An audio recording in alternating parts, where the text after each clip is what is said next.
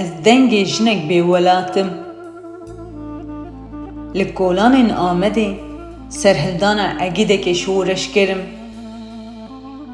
Li Botanê hêstirê dayîkekê me li hemberî zilmê. Ez sekna zarokekî ku destê xwe li ber ezmana de vekiriye. Ez gelekî ku hînan ji dayîk nebûme têm qetil kirin.